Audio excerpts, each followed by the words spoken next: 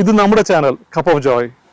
എന്നും sprouting, budding and blooming ആർട്ടിസ്റ്റിനെ എന്നും പ്രോത്സാഹിപ്പിക്കാൻ, നമ്മൾ സപ്പോർട്ട് ചെയ്യാനും അവർ ഇൻസ്പയർ ചെയ്യാനും ശ്രമിച്ചുകൊണ്ട് നമ്മൾ നടത്തുന്ന ഒരു യൂട്യൂബ് ചാനലാണ്, നമ്മുടെ ചാനലാണത്.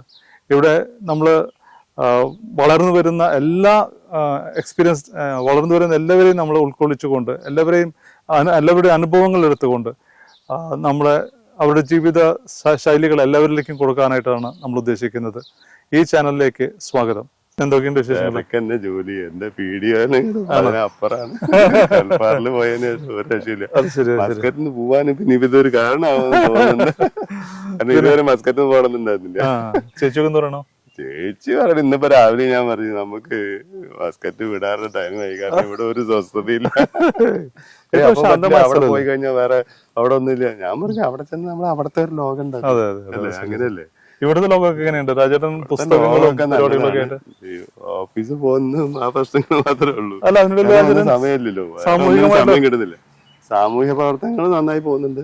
ഇപ്പൊ ഒരുപാട് സംഗതിയുടെ നേതൃസ്ഥാനത്തേക്ക് എത്താൻ പറ്റിയിട്ടുണ്ട്. അപ്പൊ കുഴപ്പമില്ല. വേൾഡ് മലയാളി ഫെഡറേഷന്റെ ഗ്ലോബൽ മലയാളം ഫോറം കോർഡിനേറ്റർ ആയിട്ട് ഇപ്രാവശ്യം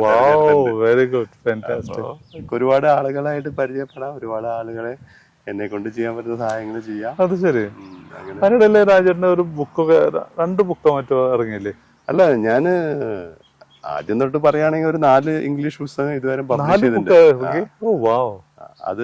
അത് 2 ബുക്ക് പബ്ലിഷ് ചെയ്ത് താരേ ജമീൻ പേ എന്ന് പറയുന്ന ഡൽഹി ഒരു പബ്ലിഷിംഗ് ഹൗസ് ആണ്. അപ്പൊ അവര് അതിനുശേഷം അവർക്ക് ഒരു നല്ല മൈലേജ് ഒക്കെ കിട്ടി എന്നോട് എല്ലാ മാസവും ഒരു ആർട്ടിക്കിൾ അല്ലെങ്കിൽ ഒരു കഥ എഴുതണം എന്ന് പറഞ്ഞിരുന്നു. അപ്പൊ ഞാൻ അവരുടെ ബുക്കില്, അവരുടെ മാഗസീനിൽ നല്ല ഒരു കവറേജ് ഉള്ള മാഗസീനാണ്, ഓൾ ഓവർ ഇന്ത്യ ഒരു സർക്കുലർ. അപ്പൊ അതില് ഞാൻ ഒരു കഥ എഴുതുന്നുണ്ട്.